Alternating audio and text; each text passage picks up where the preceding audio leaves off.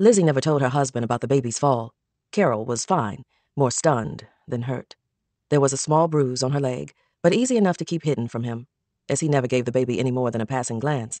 Until the children were old enough to talk, Charles had little interest in them. She knew if she told him, it would be the final straw in his campaign to get rid of Dorcas. Ever since he and Sutton couldn't agree on a fair price for that swatch of land Charles wanted to sell him, her husband's fussing had taken on a heightened, frenzied air. He complained all the time now that they could no longer afford Dorcas. She was just another mouth to feed, and they could barely feed what they had. "Let's take her back," he'd say, nearly every morning before the first cup of coffee. "You know every day that passes, the less money they'll give us on the contract." "And what am I supposed to feed Carol? Animal milk?" He'd shake his head. "You fed the other children just fine. Why should Carol be treated special?" She started to dig in again, explaining the trials and tribulations of nursing, but she stopped herself. Why bother? He didn't listen, nor could he understand why her body wouldn't behave the way he thought it should. So, now, she no longer said anything. She no longer had the energy to explain, to curse, or to argue with him. She was full up with the incessant chatter and shrieking of cranky children, the thunderous screaming of a colicky infant, the noxious smell of sour milk, vomit, and soiled diapers in Texas heat. The rooms were too small, always full up with too many people. Not to mention having to watch another woman nurse her baby. How at first it felt freeing to not have the infant fixed to her all the time like a new appendage. But as time went on, it felt damning. How dependent she was on this feeble-minded slave who mumbled to herself and stared out the window as if searching for a sighting of the Lord himself. Not to mention her foolish, luckless husband. How just the sound of him traipsing through the house could send her into a singular rage. The only thing that checked her anger these days was a small bottle of laudanum she kept hidden in the pocket of her dress. 1 or 2 swigs dulled every complaint and worry in her head.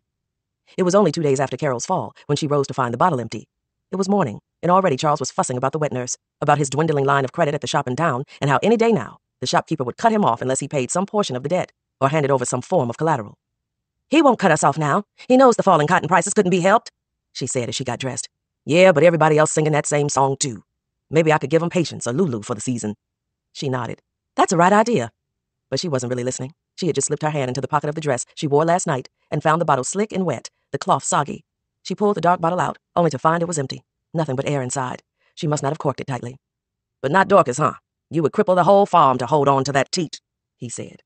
Lizzie's sight went blurry for a second. Blood beat at her temples. She licked her wet hand, was tempted to lick the whole bottle, but he was right behind her, glaring at her now. "Imagine that. No wonder you paid 3 times what that gal out there is worth. Bet you didn't even ask around. Bet you didn't even nail down proper terms," he sneered. "'Course I did," she said, spinning around to face him. "It was my money, and I'll pay as much as I like, since it's been my money keeping this catastrophe afloat, ever since I let you drag me to this hellscape." He slapped her then, right across the mouth, with the back of his hand, the way he often did the female slaves. And even with her face throbbing, the full insult of this action wasn't lost on her. He stormed off, and she sat on the bed, feeling her bottom lip tingle and swell. She opened the bottle and put her lips to it. It was dry as hot sand. She pulled last night's dress down from the hook and found the damp pocket, soaked and pungent with laudanum. She folded the material over so the pocket was exposed and put her lips to the wet cloth. It hurt her mouth to pucker her lips, but she ignored the pain and sucked what she could from the fabric. She drifted off to sleep across the bed, sucking the cloth, like Carol sucking her thumb. Lizzie awoke some time later to the sound of Carol's wailing. She rose from the bed and walked into the front room, where Nan sat, rocking the child. There was no sign of Dorcas. "Did she go down to the privy? I told her not to go that far," Lizzie said, storming over to the door and opening it. Nan shook her head and continued trying to soothe the crying child. A fly buzzed past Lizzie's face and into the house. There was no sign of Charles in the yard, no sign of the wagon either. "He take her?" Lizzie asked, but she already knew the answer. Nan didn't say anything, just held the squirming child out toward Lizzie. "Here, I need to get dinner started." Lizzie stared at Nan for a long moment before taking the child in her arms.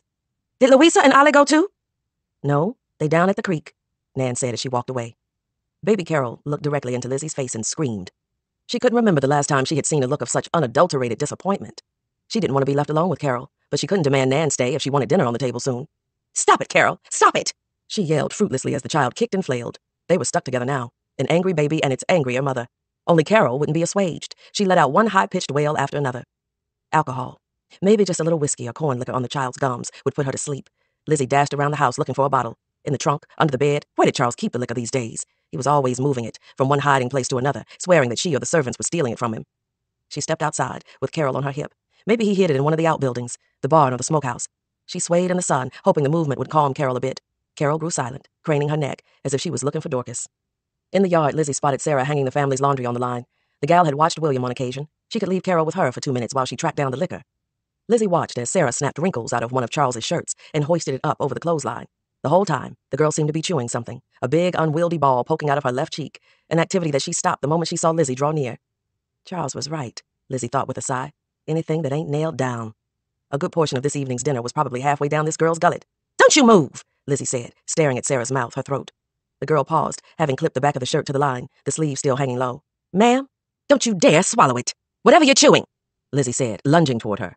She balanced Carol on one hip and held her palm out in front of Sarah's lips. "Spit it out, now!" Carol began to cry softly, but Lizzie ignored her. The girl spit a dark, wet mass into her hand.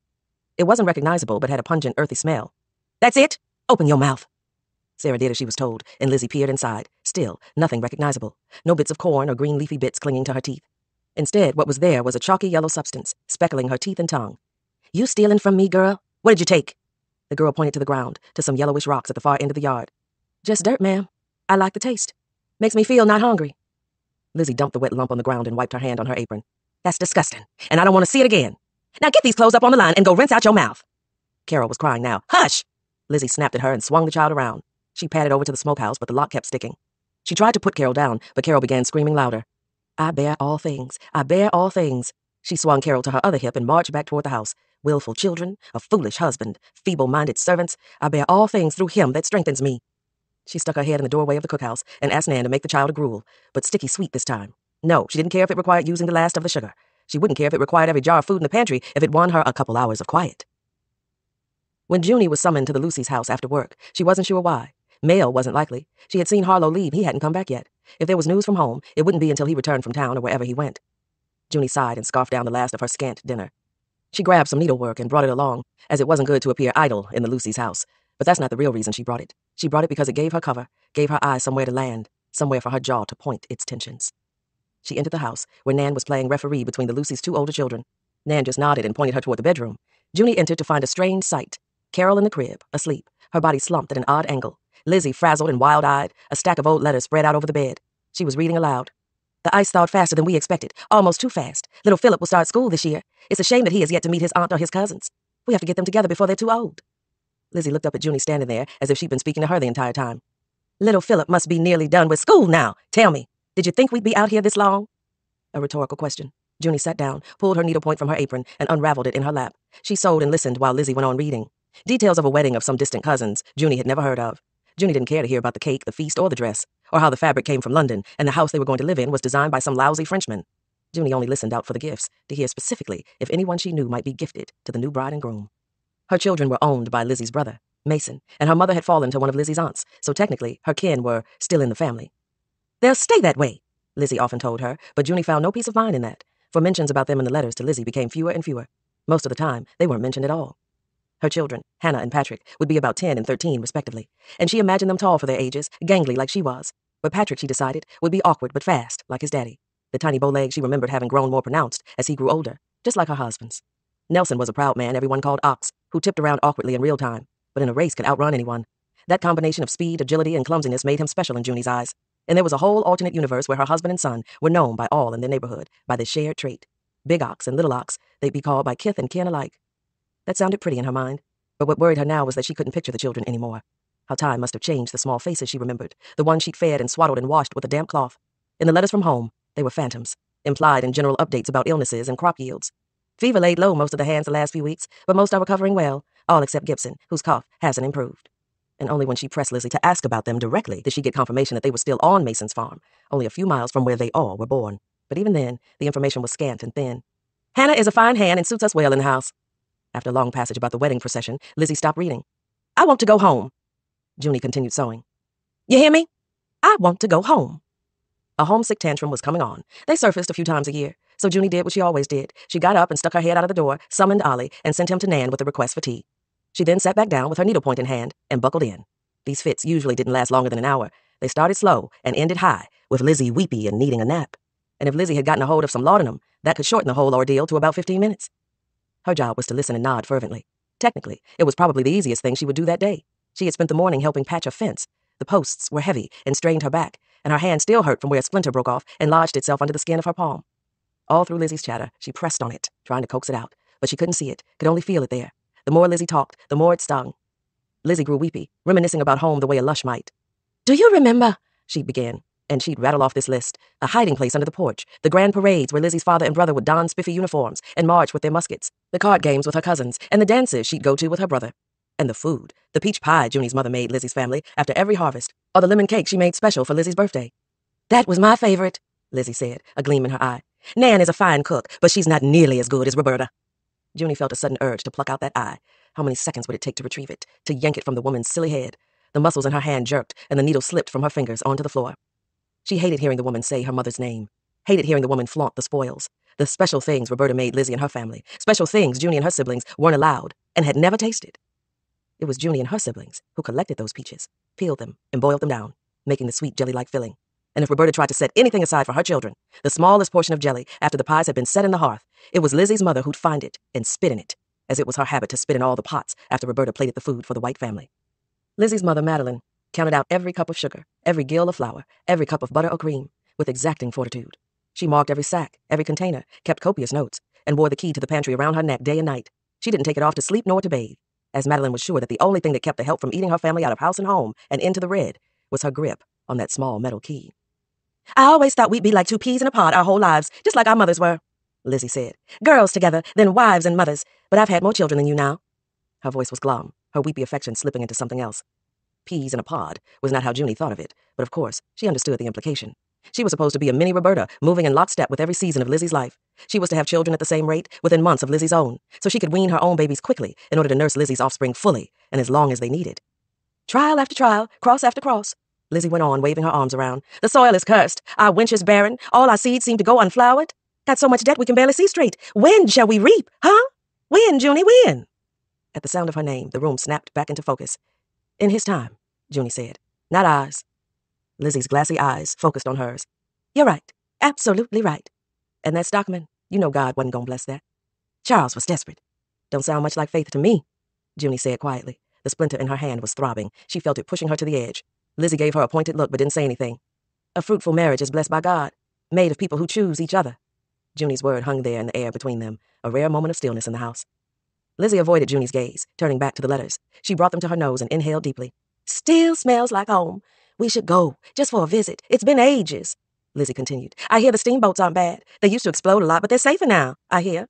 We'd have to get to Houston, but from there..." Junie picked up the needle and pushed it through the fabric. "I know I say this all the time, but I'm serious. A break from all this would be most welcome. And we get to see Papa, and Mason, and Annie. And I bet I could get Mason to bring Patrick and Hannah over. It would be a grand time." "Patrick and Hannah?" asked Junie. During these tantrums, her children were never mentioned by name. Neither were steamboats or any of the logistics of actual travel. Before, the wish had always seemed desultory, thrown about and abandoned, its appeal dissolving the moment it reached open air. Junie put the needle down in her lap. She couldn't trust it under her fingers. She needed to get out of that room. It had been years since one of these letters from home sessions affected her so. Usually, she felt them like pricks under the skin. She nodded and occasionally chimed in with the spate of required responses. "Oh, yes, that sounds real nice." And sure, there were days when Lizzie wanted more than an obligatory nod or parroted response. She wanted Junie to grin and laugh, to participate in the fiction that they were just a pair of close friends while they sewed or snapped beans. Usually, those days were the hardest, but even then, her family never entered into it. Junie stood up. "Where is that tea?" she said. "I'll go get it." She stepped out of the bedroom and into the darkness of the hall. It felt thick, a palpable darkness. She pushed herself past the squabbling children. Ollie had grabbed a chunk of Louisa's hair and was pulling for dear life. She did not intervene, only stepped past them and rushed out the front door. Chapter 13. When Sarah and Noah had been together for almost 3 seasons, she found herself wanting things the neighboring women had. Some had cabins they shared only with their husbands and children. Others had husbands that came to see them twice a week, both on Wednesdays and on Saturdays, when they stayed over until Sunday mornings. Sarah also began to worry about the flirtatious nature of those parties. Although she believed what Noah told her, that his relationship with Clara was just a dalliance, she couldn't help remembering what the women said about the changing nature of men's hearts. She wondered if asking the Lucys for permission to marry him would ease that fear inside her, though she feared what she'd be inviting in once the Lucys knew about him. One muggy night in July, she tried to broach the subject with Noah. He was quieter than usual, sitting on the ground with his hands underneath his thighs. "You ever see a calf being born?" he asked after a while. "No, don't think so," she said. "What made you think about that?" He shrugged, not looking at her. She gently touched his face and turned it toward hers. "Tell me." "Helped one be born the other day. Haven't been able to stop thinking about it," he said, a look of awe in his eyes. "The mother died. I had to feed it and everything." There was a fresh bruise on the left side of his face, an angry purple bulge under his eye. "The calf do that?" she said, grazing the bruise with her finger. He flinched, inching backward. "Run in with the patrollers." He caught the look of worry crossing her face and draped an arm around her shoulders. "Ah, don't you start fretting," he said with a playful grin. "You know Buckra can't catch me." He kissed her forehead. "But they did?" She started to say, but held her tongue. Perhaps being married might help alleviate this problem. But how could she broach the subject? Maybe she couldn't ask him about the two of them getting married directly, but she could ask if the abroad husbands he knew had ever been denied passes from Sutton, and then slowly tease out what he thought of the practice in general. Don't know if it suits me, Noah began. Besides, Uncle Ned told me I should look to marry a free woman, so my children be free. His words gave her a sudden headache, a dull throbbing at the base of her skull. She waited a few minutes, tuning him out, to see if the throbbing would pass. It didn't. She disentangled herself from his arms and stood up, holding her head. I feel sick. She began walking. I need to go home. What's wrong? She just shook her head and sped up, climbing up the bank of the creek, with him scrambling after her. She hurried across the Harlow's property line, where she knew he wouldn't follow. She avoided him for a while after that, not going to the creek or loom on Saturdays. If there was a frolic, she wouldn't go. She'd stay behind with Nan, quilting or knitting. And when Lulu and the others returned, she'd pester them with questions about Noah, if they had seen him and whether or not he had asked about her. Lulu was not moved by these pleas. Talk or don't talk, but leave me be. I ain't your go-between. The next Saturday, finally ready to talk, she went out there to the loom and waited, but he never appeared. Days later, we got word of a murder at the Sutton's place, the big one to the west, where Noah lived, with more than 50 people. We heard it first from Nan one morning, who fidgeted nervously while setting down the mid-morning meal. She lingered about, scouring the yard for a sign of the Lucys, while she shakily poured out tins of bitter coffee. She whispered what she had heard on a midwifing job the day before. A white man dead. They say Phyllis's husband slit the overseer's throat with a bowie knife. Lulu let out a low whistle. Junie shot her a look. They catch him? Patience asked. No, that's how I know. I was in the middle of a birth when the search party came on through. Y'all be careful. If they don't catch him soon, they'll be through here after a while. We nodded, scarfing down the rest of our food and rushing off to the fields before there was any sighting of the Lucys. About a day later, Junie confirmed it. She had been summoned to sit with Carol for a few hours one evening. She had gotten the child clean and fed and was finally getting the baby to sleep in a back corner of the house. With Carol was so quiet, they must have forgotten she was there in that dim, smoky room. Mr. Lucy trudged in after riding for hours with the search party. He removed his hat and sat it on the table. Y'all get him? Ollie asked, bouncing around excitedly. Yeah, got 'em both. Both? The nigger and his wife, Harlow said, sitting down and pulling off his boots. The two were in cahoots, teamed up to kill that poor Mr. Manigault. Poisoned him first, then stabbed him. They both gonna burn. Can I go next time, please? Ollie asked. We'll see, Harlow said, petting the boy's head. Harlow began unbuttoning his shirt and walked down the hallway and into the bedroom. Junie was frozen and remained that way until Ollie followed his father into the next room. To our faces, though, the Lucys insisted. The whole episode was nothing more than a nasty rumor. Sutton's overseer was fine. He was just fired for incompetence and sent away. The Lucys maintained this lie even as they instituted new rules and practices, locking us up into the cabin nightly, and then coming by at daybreak to remove the lock from the door. By the following Sunday, we could tell just how far things had tightened. There was no longer a procession of abroad husbands returning from weekend visits with their families. We didn't hear word of any frolics or even rumors of the kind. There weren't even any invitations to sanctioned quiltings or candy stews. We saw Harlow less during the day, as Nan told us he was off riding with the patrol most nights. And after delivering a baby on the Davidson farm, the drayman who brought Nan back told her how even the Tejanos working cattle on his farm had been run off the land for fear they might collude with our kind. The Lucys only conceded that the Manigault incident happened when the white folks in the county decided on a public hanging of the couple and brought all the people they owned to witness it. We won't recount that horrible day in August, not here or elsewhere. We won't recount what slipped into the eye despite squeezing them shut. Most of us no longer itched to speak for a while. We held each other aloft, and while we might have gathered together at a funeral, that too was denied us. The white folks kept the remains and did unspeakable things to them. We weren't allowed to wash their bodies, nor consecrate them for the hereafter. Without such rites, we worried they'd be forever lost, unable to rest or return home, stuck, wandering about the hell of Texas for all eternity. When one partner goes to glory, its mate soon follows. Patience remembered an old friend telling her that once. How some birds followed their mates even in death. It bothered her now that she couldn't remember what kind of bird was being spoken of, or how these creatures even made it happen. If the bird's small heart simply stopped beating some hours later, or if the grieving wretch just willed itself to crash into the earth at the first opportunity. Sure, it wasn't akin to what happened to the husband and wife hanged for the murder of John Manigault, but in the weeks since that awful day, those two things became inextricably linked in her mind. She didn't know the couple, had maybe crossed paths with the wife at a quilting party once or twice.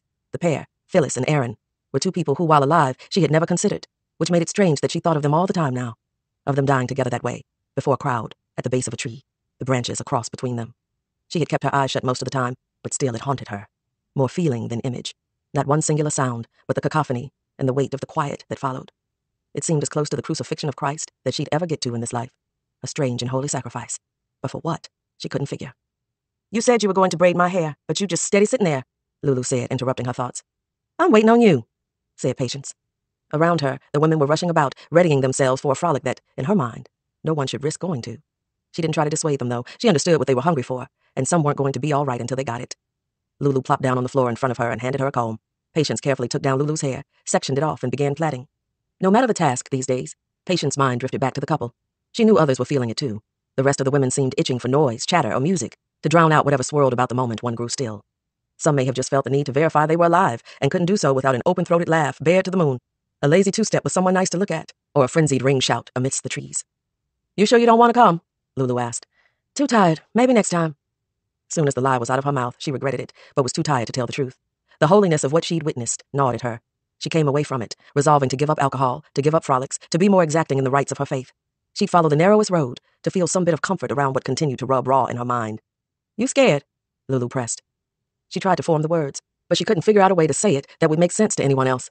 That the kind of joy they were seeking that night, she saw no point in anymore. She'd wait until they left to begin the calming, staid rituals of the liturgy. She found no joy in that either, but there was something comforting about that. "No, now be still so I can finish," she said.